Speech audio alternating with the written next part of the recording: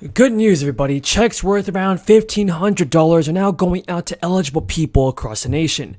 Over 20 states and cities have agreed to send out brand new relief payments for residents that are experiencing financial hardships. Chuck Schumer has also been outspoken on the issue, agreeing that the president has the power to enact student loan forgiveness. Do you believe that President Biden will enact student loan forgiveness, everybody? Tell me in the comments. To extend this way beyond December 31st. Many of us would like to make it permanent, but we're going to extend it. It will be extended for sure for a very significant amount of time, and we'll see if we can get the permanence that we are fighting for.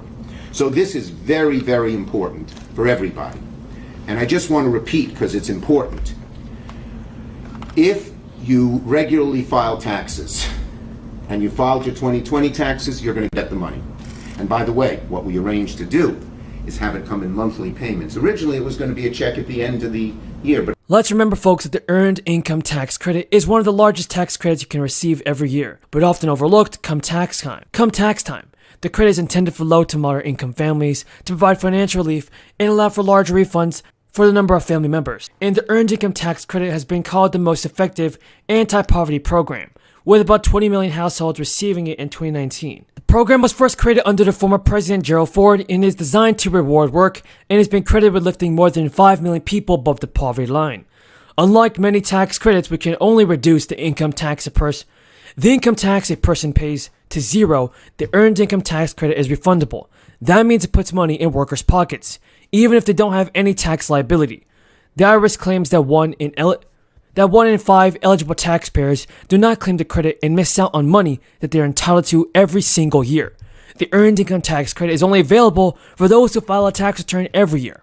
However, the rules have changed this year, and the Earned Income Tax Credit is worth as much as $6,728 for a family of 3. With a family of 3 or more children, that's up to $1,500 for taxpayers who do not have a qualifying child.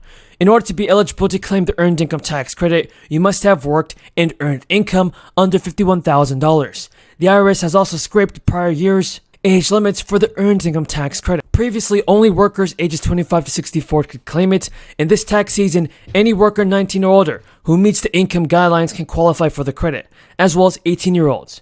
And everybody, it's important to remember that taxpayers should not have to pay anything to claim the credit. Anyone whose income is low enough to qualify is also entitled to file their tax returns for free. As the federal government continues to send out federal stimulus money, many states have also stepped up to send out a fourth stimulus check for their state. States are currently preparing more stimulus payments. In the state of New York, for instance, a stimulus fund worth about $2 billion called the Excluded Workers Fund has been approved to help undocumented workers who are unable to collect previous federal stimulus checks. So the executive order the president will release today is in exactly that direction, which is we need a comprehensive all-of-government framework to address the emerging risks and opportunities that digital assets pose. And the financial innovation underlying and the technological innovation underlying this boom has a lot of potential benefit, but the risks and the costs are increasingly becoming apparent, and we need a 21st century government structure to actually address this. So a lot of what we're doing here with this executive order is putting in place a framework to work across agencies of government, including independent agencies like the SEC and the Fed that have an important role to play, and put urgency and purpose around the core areas that we see as risks. Part of the early take about the EO has been that the U.S. wants to maintain a so-called lead in crypto technology. Is that a fair assessment? And has that even been accentuated by what's happened in Eastern Europe the last 14 days?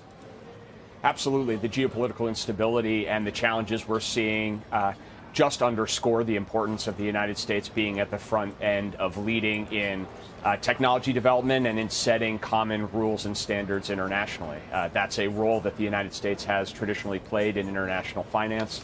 It's both an important stability for the global economy, but important for U.S. economic leadership and U.S. national security leadership. And so we have to continue to do that. There's a number of steps we need to do to make sure that we're at that forefront, both in terms of building our own technological capacity and also accelerating our investigation and study of things like a central bank digital currency, which are important factors in this whole conversation.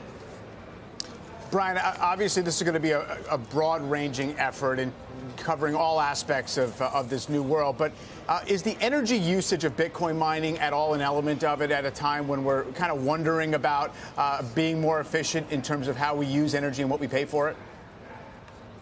Absolutely. As we identify in the executive order, there are a number of policy priorities and risks that we need to mitigate here. First and foremost is consumer protection and investor protection. From Oklahoma is recognized. Thank you, Madam Speaker. Madam Speaker, I want to thank my very good friend, the distinguished gentleman from Massachusetts, Chairman McGovern, for yielding me the customary 30 minutes, and I yield myself such time as I may consume. Today's rule covers 3 items. The first item is a bill to ban imports of Russian oil into the United States and to impose additional sanctions following Russia's unprovoked and unjust invasion of Ukraine. Madam Speaker, although I will be supporting this bill, I cannot help but feel that this is a half measure and a missed opportunity to exhibit unified support on immediate steps to confront Putin's evil regime. Yesterday, Senators Wyden and Crapo introduced a much stronger bill, one that was negotiated over the weekend by Republicans and Democrats in both the House and the Senate. But rather than taking yes for an answer, the majority instead put forward a weaker bill, one that's watered down and leaves loopholes wide enough to drive a tanker through.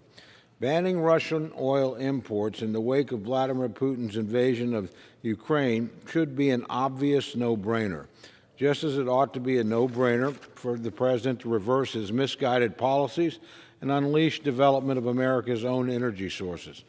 But instead of doing so, the Biden administration continues to discourage domestic oil and gas production and is asking every other oil producer in the world to make up the difference.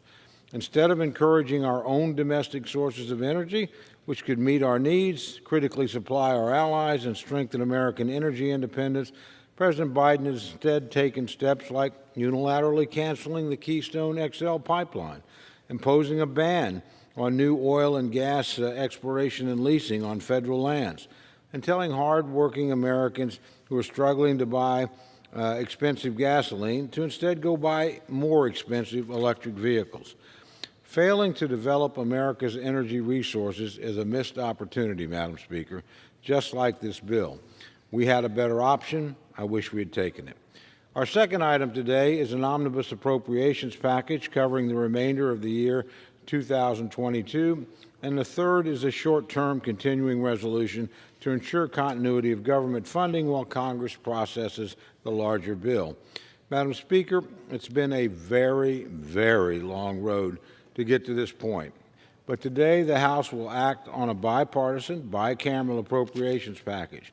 As vice-ranking member of the Appropriations Committee, I'm encouraged that we are finally nearing completion of this fundamental function of Congress to provide full-year funding